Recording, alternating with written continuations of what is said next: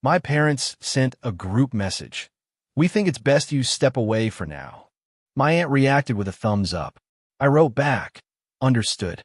I'll respect that and step away from the family fund too. That night, I closed my contribution. At 2:15 a.m., my phone started buzzing 89 missed calls by sunrise. My dad left a voicemail. What happened? The bank flagged everything.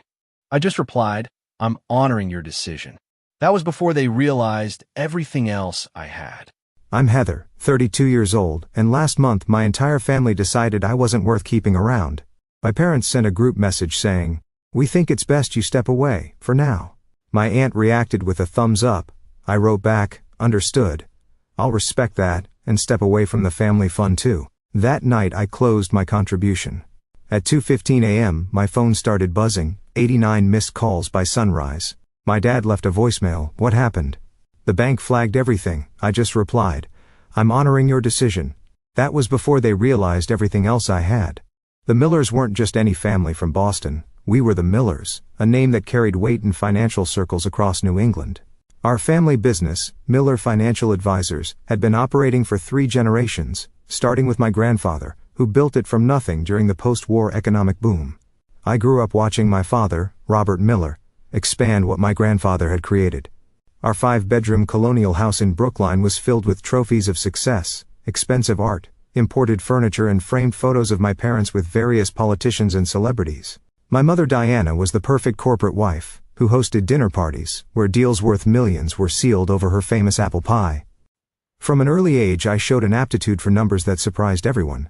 While my cousins were playing with toys, I was fascinated by the stock reports my father would leave around the house. By age 10, I was already asking sophisticated questions about market trends that sometimes my father couldn't answer.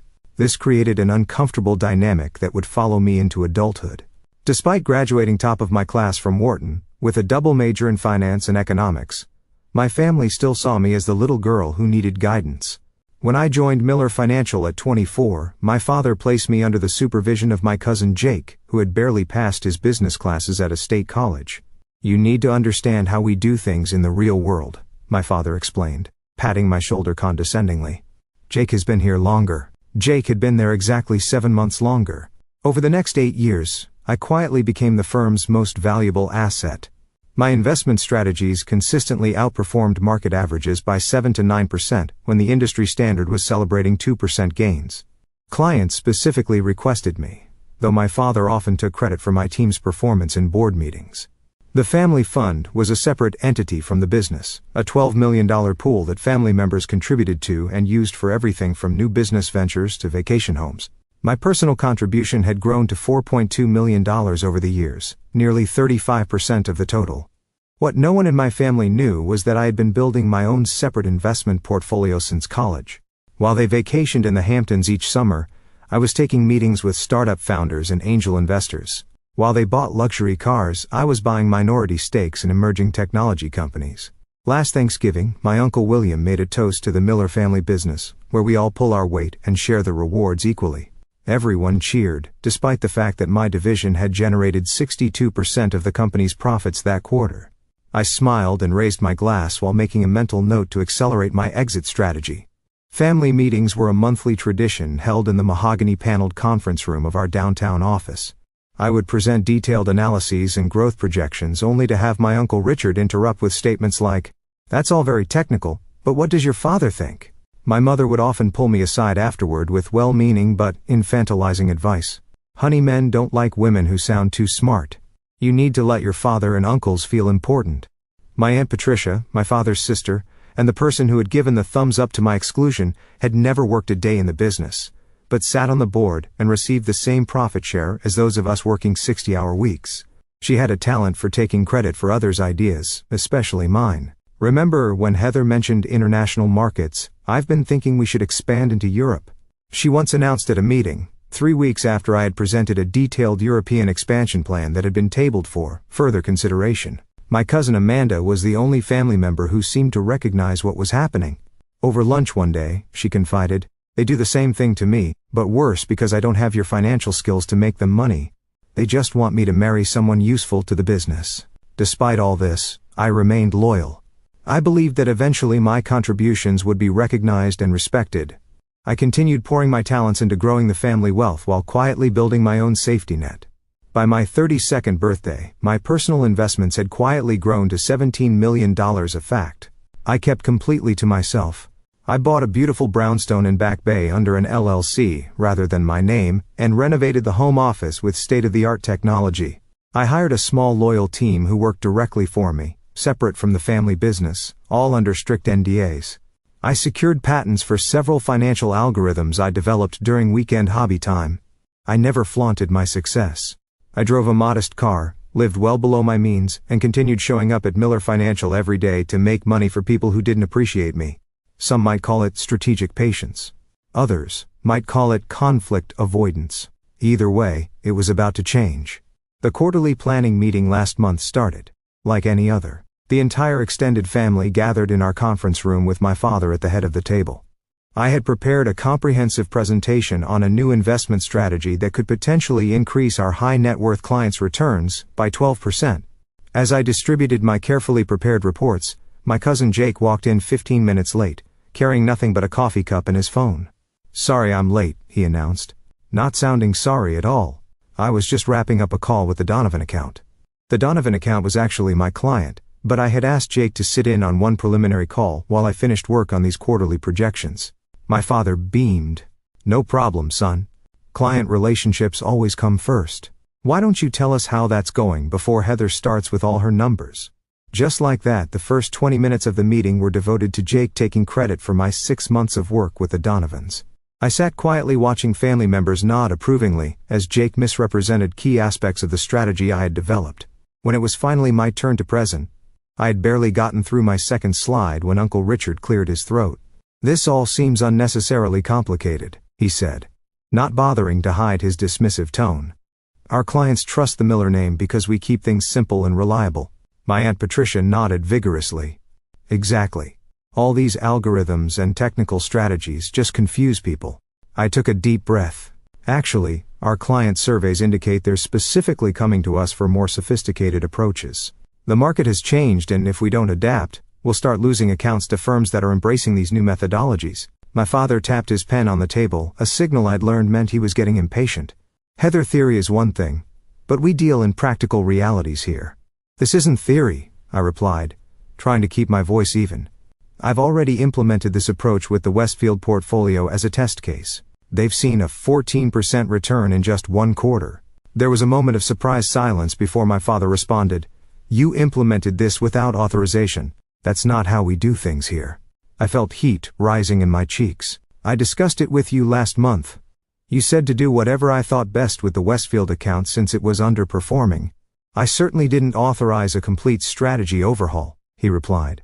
Though we both knew he had barely listened during that conversation, distracted by a golf tournament on the office television. Jake jumped in. "I have a simpler approach we could consider." He had nothing prepared, no slides, no data, not even a notepad.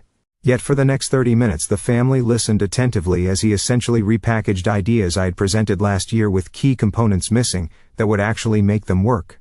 "Now that's the kind of straightforward thinking clients expect from the Miller name," my father said proudly when Jake finished. "Let's develop Jake's approach for next quarter." After the meeting, I tried to speak with my father privately in his office. "Dad, I'm concerned about the direction we're taking. The strategy Jake proposed has significant gaps that could expose clients to unnecessary risk." My father was checking sports scores on his phone. "Heather, you're too caught up in the details. This business was built on relationships and instinct, not just numbers and charts. But the numbers and charts are what keep us compliant with regulations and actually growing client wealth," I pointed out. He finally looked up. "You know what your problem is. You've never trusted the family way of doing things. Always thinking your fancy degree makes you smarter than everyone else." I was stunned. "That's not true. I've dedicated my entire career to this family business. And we appreciate that, sweetheart. But sometimes you need to remember that you're still learning how things work in the real world." I was 32 years old, managing over $300 million in client assets with a track record that had helped double the firm's value in 8 years. And I was still learning. As I left his office, I overheard my Aunt Patricia talking to my uncle in the break room. "Heather's presentations give me a headache," she was saying. "All those charts and big words, like she's trying to make the rest of us feel stupid." Robert needs to rein her in. My uncle agreed. The girl doesn't understand our culture. Never has. I quietly stepped away, a cold realization settling in my stomach. I went back to my office and closed the door, sitting in silence as I processed what I just heard. For the first time, I allowed myself to accept what part of me had always known: I would never be fully respected in my family business, no matter what I contributed. That evening, rather than joining the family for our usual post-meeting dinner, I went home to my brownstone and began reviewing my personal affairs. I confirmed that all my independent business dealings were properly separated from family assets. I checked that my patents and intellectual property were securely in my name alone. I reviewed client contracts to confirm which relationships were legally tied to me personally rather than the firm. I wasn't planning anything specific yet, but something had shifted and I knew I needed to be prepared. The next week brought more subtle slights and dismissals. In a client meeting, my father interrupted my explanation of a tax strategy to translate it to English, essentially oversimplifying my advice to the point of inaccuracy. At a staff training session, Jake presented one of my risk assessment models as his own creation. My aunt accidentally left me off the email chain for an important family business discussion. Then came the final straw. I arrived early at the office on Tuesday to prepare for a meeting with our largest client, only to find the meeting had been moved up and was already in progress. Through the glass walls of the conference room, I could see my father Jake and two other family members sitting with clients I had worked with for years. I stood frozen in the hallway watching as they showed the client's presentation slides I had created. As the client nodded approvingly, my father and Jake exchanged congratulatory glances. Later that day, I discovered they had also scheduled a strategic planning retreat for the following weekend at my uncle's lake house. Everyone in the family leadership team was invited except me. That night I sat in my home office until late, staring at my computer screen but not really seeing it. Years of memories cycled through my mind all the times. My ideas had been dismissed only to be celebrated when presented by someone else. All the extra hours I'd worked to prove my worth, all the growth I'd created for a family that would never see me as an equal. Enough, I whispered to the empty room. Whatever happened next, I knew I was done being undervalued and overlooked. 3 days later, on Friday afternoon, my phone buzzed with a notification from our family WhatsApp group. My father had created this group 2 years ago as a more efficient way to communicate about business matters, though it had mostly become a place for sharing golf scores and vacation photos. The message from my father read, "After considerable discussion among the senior family members, we think it would be best if Heather steps away from client management for now. We appreciate her background work, but recent feedback suggests clients respond better to our traditional approach. This isn't permanent, just a chance to realign with the Miller way of doing things." I stared at the screen watching as responses started coming in. My Uncle Richard completely agree. Smart move. Aunt Patricia, end on. Cousin Jake, happy to take over her accounts in the transition. My mother, we only want what's best for everyone. 2 other cousins added their own affirmative responses. No one objected. No one even asked what client feedback they were referring to, which was telling since I managed our client satisfaction surveys and knew our numbers were excellent. I felt an odd sense of calm as I watched this unfold. After years of trying to prove my worth, after all the revenue I had generated, after all the growth I had created for them, this was what it came down to. A group text removing me from my role without even the courtesy of I waited exactly 17 minutes before responding, during which time several more supportive messages appeared from various family members, including some who had previously claimed to be on my side during office disagreements. Finally, I typed understood. I'll respect that decision and step away from the family fund too, wishing everyone continued success. Short, professional, and containing a bombshell they didn't yet understand. I put my phone on silent and placed it face down on my desk. Then I opened my laptop and logged into the banking portal for our family fund. As a major contributor and one of the fund administrators, I had full access to the account. The process was surprisingly simple. A few clicks to initiate the withdrawal of my entire contribution, $4.2 million, plus the accurate portion of growth attributable to my investments within the fund, which added another $1.7 million. The system asked if I was sure. I was. I then sent a formal email to our family attorney, documenting my withdrawal from the fund, citing the section of our family agreement that allowed major contributors to exit with proper notice. I blind copied myself on a separate email account for records. The family fund had always operated with a liquidity requirement, keeping at least 50% of assets in easily accessible accounts to allow for quick deployment when opportunities arose. This meant that my withdrawal wouldn't bounce due to insufficient liquid assets, but it would immediately and dramatically alter the fund's structure and capacity. Our banking alerts were set to notify all administrators of any transaction over $50,000. I was counting on the fact that most family members enjoying their Friday evening wouldn't check those notifications until much later. With that done, I sent another email to my private team, informing them of upcoming changes and setting a meeting for Monday morning. I then went to my home safe and retrieved all the key documents I had carefully organized over the years, copies of patents, client contracts, with my personal service clauses, documentation of my independent business entities, and evidence of which investment strategies were legally mine rather than the firm's. I made myself a cup of tea and sat in my living room looking out at the Boston skyline as dusk settled over the city. Part of me felt a twinge of sadness at the bridge I was burning. These were after all the people I had grown up with, worked alongside, and tried to please for my entire life. But a stronger part of me felt something else. Liberation. The constant need to prove myself to swallow slights. To watch less qualified people take credit for my work. It was over. Whatever happened next, I would no longer be the overlooked daughter trying to earn a seat at a table that had been designed to exclude me. My phone started buzzing around 7:30 p.m. I glanced at it once to see several WhatsApp notifications and texts from various family members, but I didn't read them. Instead, I turned on a movie I'd been wanting to watch, ordered my favorite takeout, and gave myself permission to enjoy my Friday evening. At exactly 10:47 p.m., my phone rang with my father's specific ringtone. I let it go to voicemail. He called again immediately, and again. On the fourth call, I turned my phone off completely. I slept surprisingly well that night. When I turned my phone back on at 7 a.m. Saturday morning, I had to wait several minutes for all the notifications to finish loading. 64 missed calls, 127 text messages, 43 WhatsApp messages, 17 voicemails. I made myself coffee before listening to any of them. The first voicemail from 10:48 p.m. Heather, it's Dad.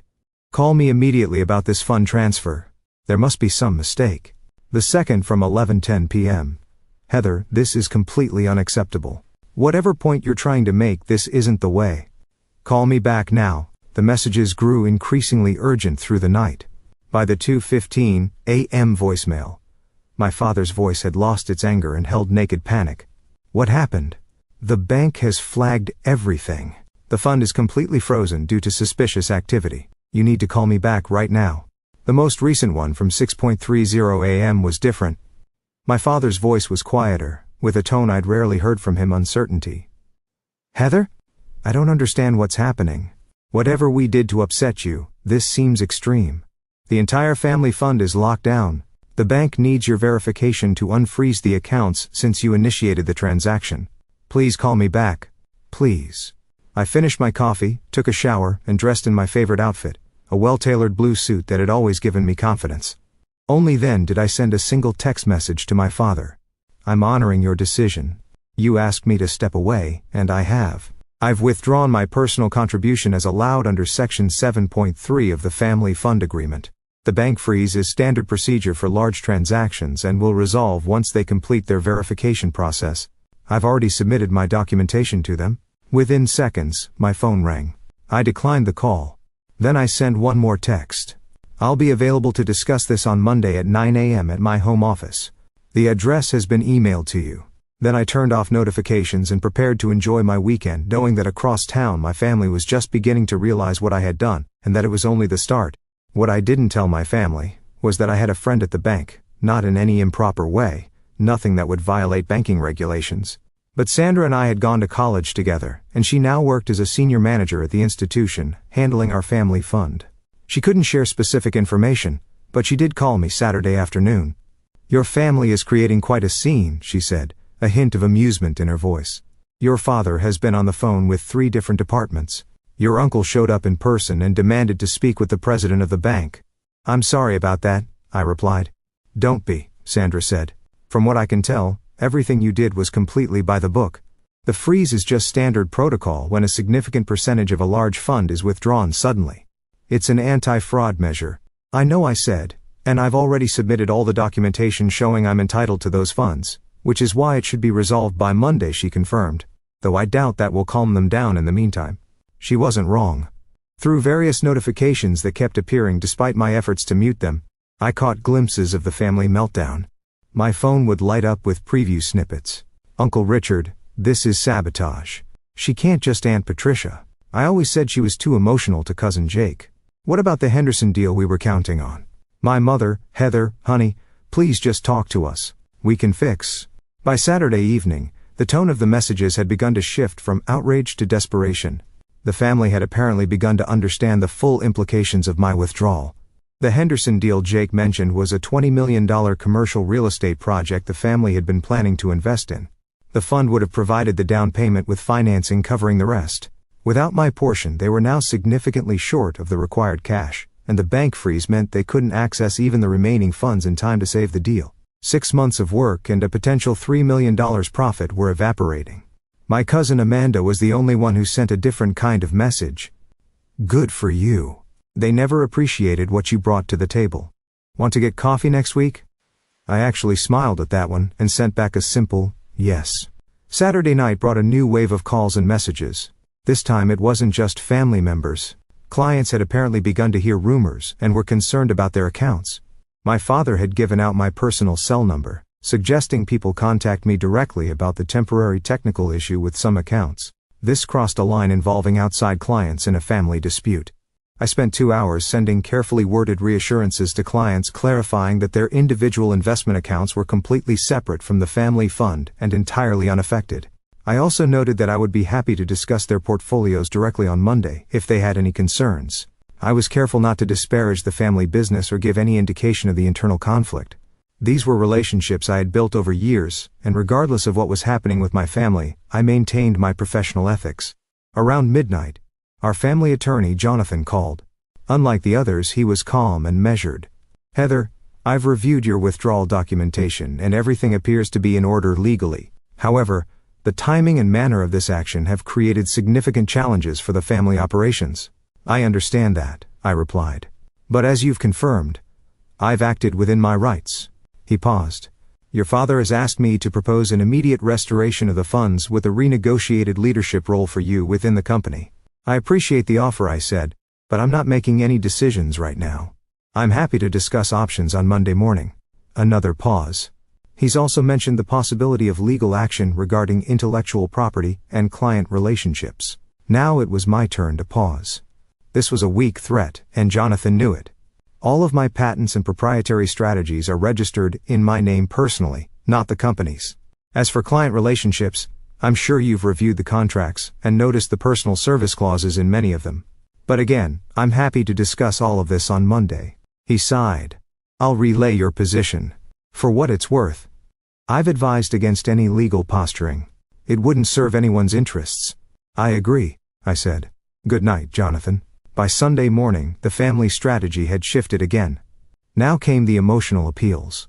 My mother left a tearful voicemail about family loyalty and how my grandfather would be disappointed. My Aunt Patricia, who had given the thumbs up to push me out, now sent a long message about how she had always admired my business acumen and felt we needed to support each other as women in finance.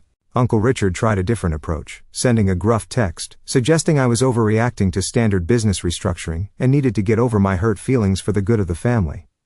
I prepared for Monday's meeting, meticulously organizing all my documentation and planning my talking points. I wasn't interested in revenge or drama. I simply wanted recognition of my value and respect for my contributions. Sunday night, my home security system alerted me to someone at my door. Through the camera, I saw my father standing there looking uncharacteristically disheveled. His normally perfectly pressed shirt was wrinkled, and he seemed to have aged years in 2 days. I considered not answering, sticking to my Monday morning timeline. But something in his defeated posture moved me. I opened the door but didn't invite him in. Heather, he said, his voice hoarse.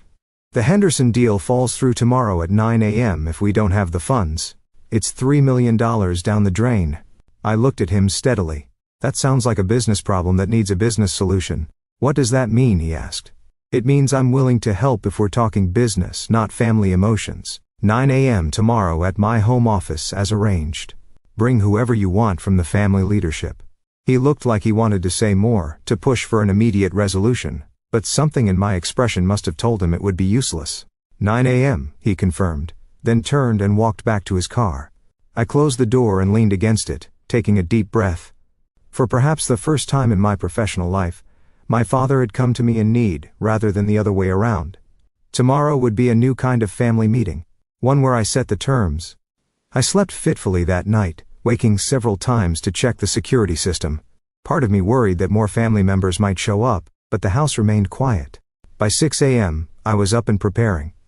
I set up my dining room as a conference space with copies of relevant documents at each seat. I made coffee and arranged a tray of pastries, a professional touch that also gave me something normal to focus on. At 8:30, my security system alerted me again. They were early. Through the camera, I saw not just my father, but also Uncle Richard, Aunt Patricia, Cousin Jake, and our attorney Jonathan. The family had brought their full leadership contingent. Good. I was ready for all of them. At precisely 8:59, I opened my front door. My father stood at the front of the group, with the others arranged behind him, like some sort of family business army. Their expressions ranged from my father's tense determination, to Jake's poorly concealed hostility, to Aunt Patricia's sudden attempt at warmth. "Come in," I said, simply stepping aside. They filed into my home. Some of them looking around with obvious surprise at my tastefully appointed brownstone. I had never invited family to my personal space before, and I could see them reassessing things as they noted the original artwork and high-end furnishings. "The dining room is set up for our meeting," I directed, leading them through the hallway. As they took seats around my table, I remained standing at the head, a position my father typically occupied in family meetings. He noticed this immediately, but said nothing, as he took a chair to my right. "Coffee," I offered, maintaining a professional demeanor. A few mumbled acceptances, and I calmly poured cups before taking my place at the head of the table. The silence stretched for a moment before my father cleared his throat. "Heather, we're here to resolve this situation quickly, the Henderson deal." I raised my hand, cutting him off, a gesture he had used countless times on me. "Before we discuss any specific deals, we need to address the larger situation. I've withdrawn my contribution from the family fund, as is my right. The bank has confirmed the transaction is proper, and the freeze should be lifted by noon today." "This is ridiculous," Uncle Richard burst out. "You're holding the family hostage over what, a bruised ego, because we suggested you take a different role." I turned to him with a calm I didn't entirely feel. "This isn't about ego, Uncle Richard. This is about value and respect. For 8 years, I've generated consistent returns above market average. My division has brought in 62% of company profits. My client satisfaction ratings are the highest in the firm. Yet I was removed from client management via group text without discussion based on claimed feedback that doesn't exist. We were going to discuss it in detail at the retreat." Aunt Patricia interjected, her voice, "Honey sweet. We just wanted to get the basic decision communicated first." "The retreat I wasn't invited to," I pointed out. "That was an oversight," my father said quickly. Jake snorted. "Come on, Heather. You're making a mountain out of a molehill. So you got your feelings hurt. Did you have to blow up a major deal over it?" I turned to Jake, maintaining my composure. "I didn't blow up anything. I simply withdrew my personal contribution, which happened to be a larger percentage than anyone anticipated. That reveals the real problem here. You've all been taking my contribution for granted, both financially and professionally." My father leaned forward. "Whatever mistakes we've made, and I admit there may have been some, this response is disproportionate. You've put a $3 million deal in jeopardy. A deal that apparently couldn't happen without my money, yet I wasn't consulted on," I noted. Jonathan, our attorney, spoke up for the first time. "Perhaps we could focus on immediate solutions first, then address the longer-term concerns afterward. The Henderson deadline is the most time-sensitive issue." I nodded. "That's reasonable. I'm prepared to wire $5 million to the family fund this morning, sufficient to cover the Henderson down payment with a buffer." Everyone started talking at once, relief evident in their voices, until I raised my hand again. "But this will be structured as a loan from my personal holdings to the family fund with standard market interest rates and specific repayment terms. Jonathan can draw up the paperwork immediately." The relief around the table faltered. "A loan?" my father asked. "You're going to charge your own family interest?" "This is a business transaction," I replied evenly, "which is how you've always insisted we approach things at Miller Financial. I'm offering market rate financing on extremely short notice to save a valuable deal. Any other lender would charge significantly higher rates given the time constraints." Jonathan nodded reluctantly. She's right. It's actually quite a reasonable offer under the circumstances. My uncle's face had turned an alarming shade of red.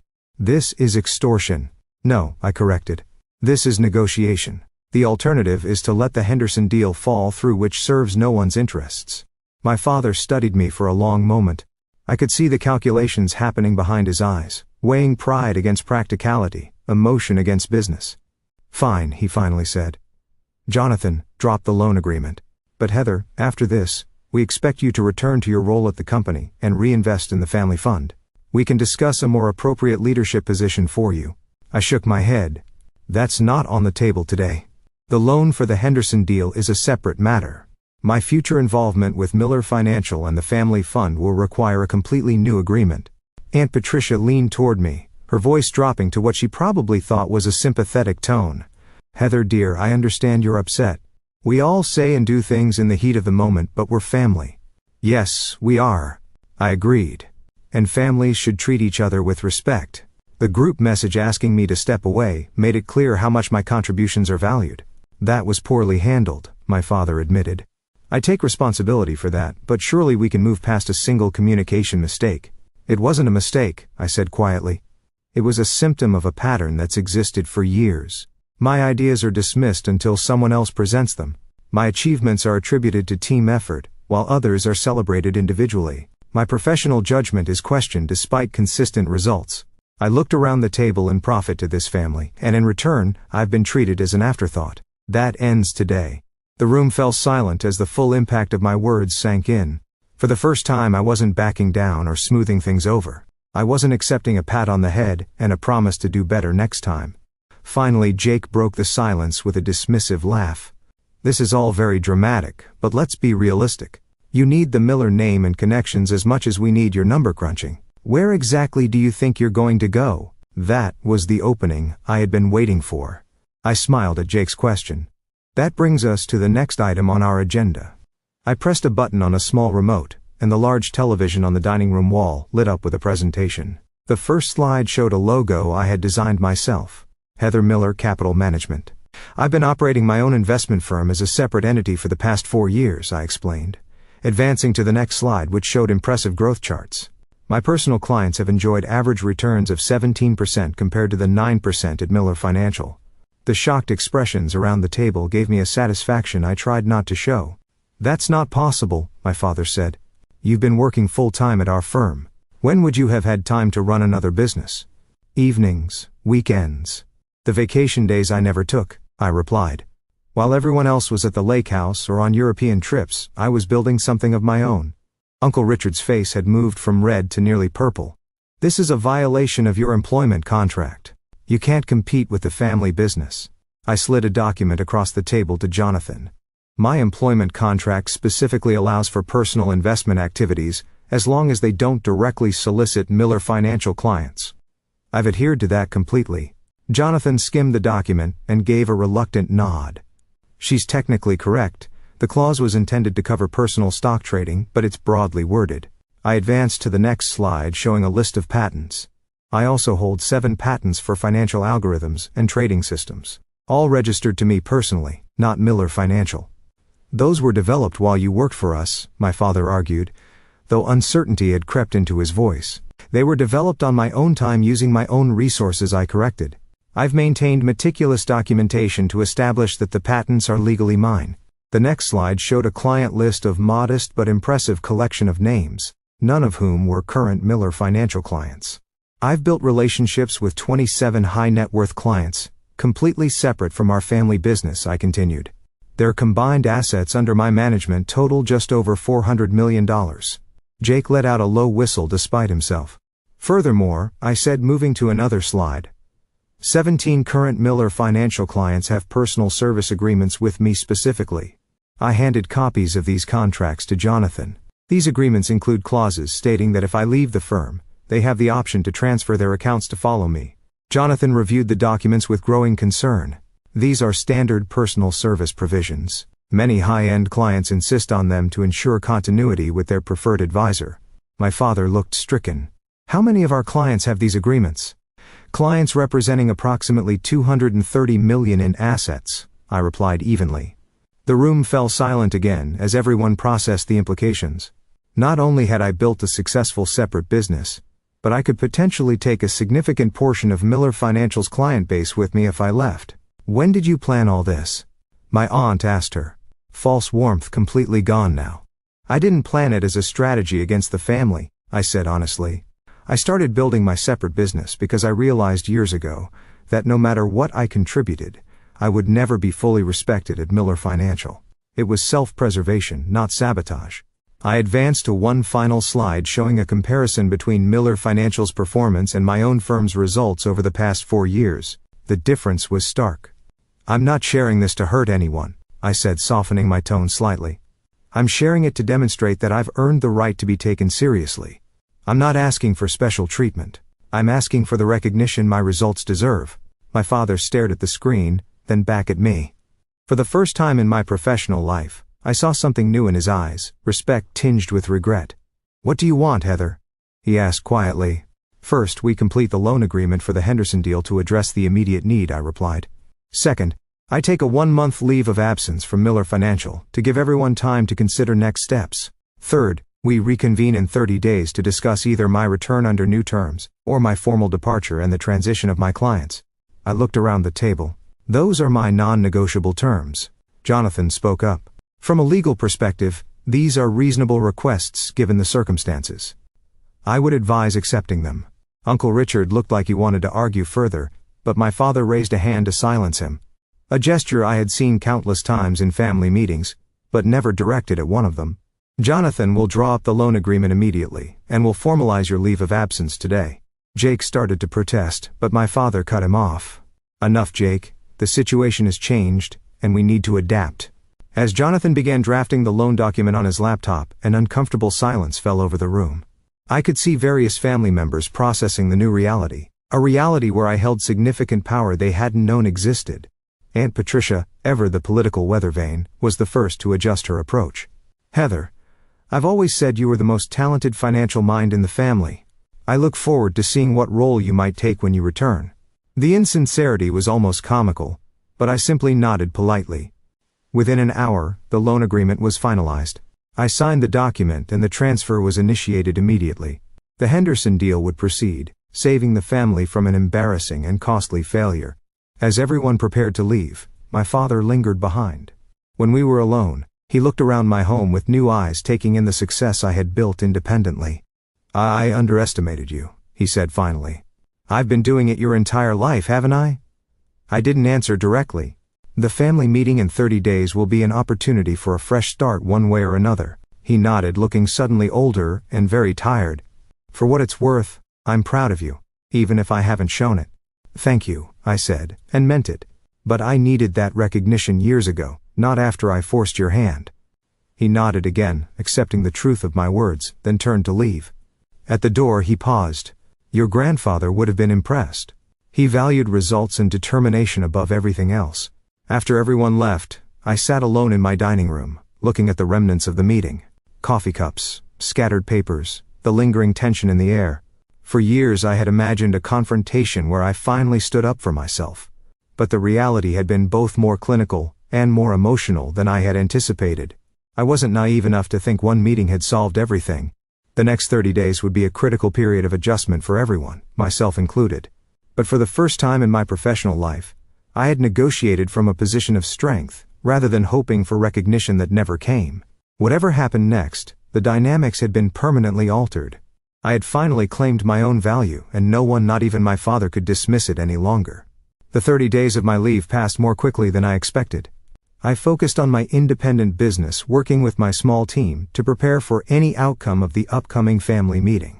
If we needed to absorb transferred clients from Miller Financial, we had systems in place. If we were to create some new hybrid arrangement with the family business, we had proposals ready. I also took time for myself, hiking in the White Mountains on weekends, having dinners with non-family friends, and even dating a bit, something I had neglected while building my parallel career. There was a lightness to my days that had been missing for years. The weight of constantly seeking approval lifted from my shoulders. My cousin Amanda and I met for coffee several times. Away from the family dynamics, she shared her own frustrations and aspirations. She had an architectural degree, she'd never been allowed to use as the family had pushed her into the marketing department at Miller Financial. "Watching you stand up to them gave me courage," she told me, during one of our conversations. "I've started interviewing with design firms. I haven't told anyone else yet. They'll try to talk you out of it," I warned. She smiled. "I know. But I've seen what's possible now." I received occasional updates from Jonathan about the family business. The loan had saved the Henderson deal, which was proceeding smoothly. My father had implemented some of my proposed strategies with positive early results. Several family members had been making overtures through Jonathan, testing the waters for the upcoming meeting. When the day finally arrived, I chose a neutral location, a private room at an upscale Boston restaurant, rather than either my home or the family offices. I arrived early to ensure the setup was as I wanted, a round table rather than a rectangular one, eliminating the head position my father traditionally occupied. They arrived as a group again, but the energy was different. Gone was the confrontational stance from our last meeting. My father led with a subdued confidence. Uncle Richard seemed resigned rather than angry, and Aunt Patricia had abandoned her false warmth for careful neutrality. Jake looked uncomfortable but controlled, and Jonathan maintained his professional demeanor. Two new additions surprised me: my mother, who rarely attended business meetings, and my cousin Amanda. After everyone was seated and pleasantries exchanged, my father opened the discussion. "Heather, over the past month, we've had time to consider the situation carefully. The family and the business have benefited from your contributions in ways we failed to fully recognize. We would like to propose a new arrangement that we believe acknowledges your value while preserving the family legacy we all care about." He nodded to Jonathan, who distributed folders to everyone at the table. "We're proposing a restructuring of Miller Financial," my father continued. "The creation of a new division, Miller Capital Management, with you as president and CEO. This division would have autonomy over investment strategies and client relationships, with its own profit-sharing structure separate from the traditional family pool." I opened the folder and reviewed the proposal as he spoke. The terms were surprisingly favorable. A significant ownership stake, decision-making authority, and compensation tied directly to performance. Additionally, my father said, we're proposing changes to the family fund structure. Each contributor would have proportional voting rights based on their investment, rather than the current system, where all family members have equal say regardless of contribution. This was a major concession, a direct acknowledgement of the power imbalance that had existed. "What about my existing independent business?" I asked. "We're proposing a merger," Jonathan explained. "Your clients and patents would be incorporated into the new division with specific protections for your intellectual property rights. All client service agreements would remain intact with you as the primary advisor." I considered the proposal carefully, and leadership succession. The same issues could arise again in the future. My father nodded. "The restructuring includes a merit-based succession plan for all divisions. Leadership positions will be determined by performance metrics and client outcomes, not seniority or family politics." It was a comprehensive proposal addressing most of my concerns.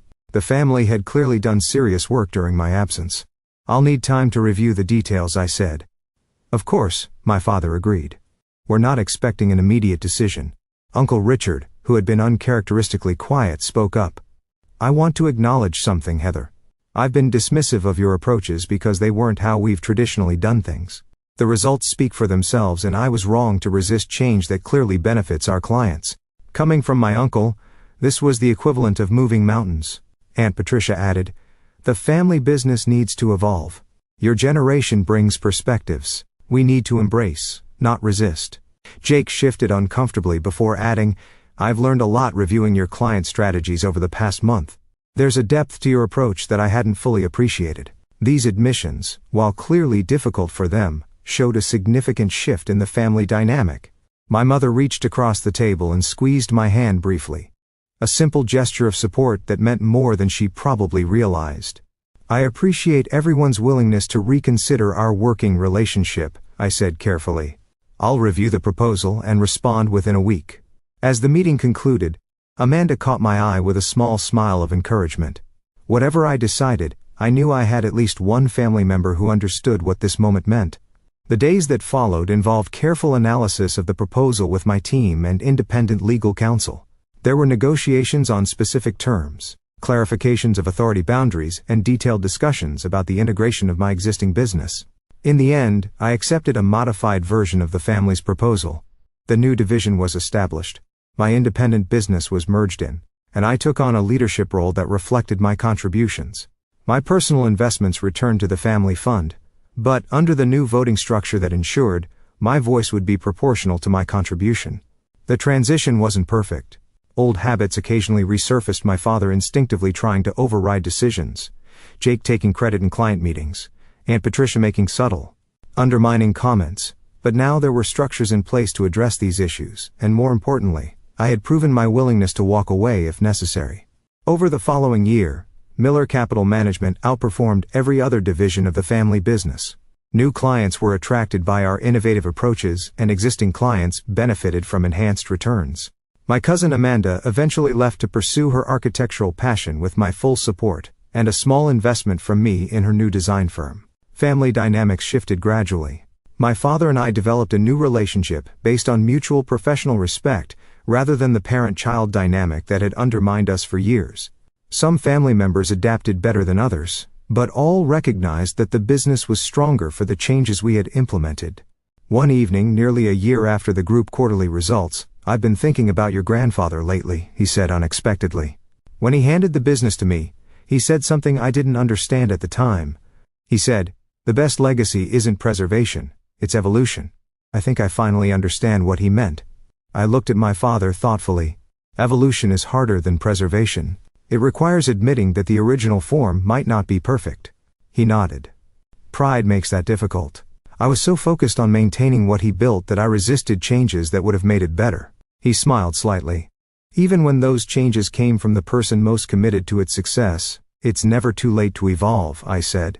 The journey from being undervalued to being respected hadn't come easily. It had required me to build leverage to be willing to walk away, and ultimately to force a confrontation I would have preferred to avoid. But the outcome wasn't just better for me, it was better for the entire family and the business we had all dedicated ourselves to. The most valuable lesson wasn't about finance or business strategy. It was simpler and more universal. Respect isn't given freely. It must sometimes be claimed. Worth isn't determined by others' recognition of it, but by your own knowledge of your value, and your willingness to stand firm in that knowledge. Have you ever had to take a dramatic stand to make people recognize your value? I'd love to hear your stories in the comments below. Thanks for watching, take care, good luck.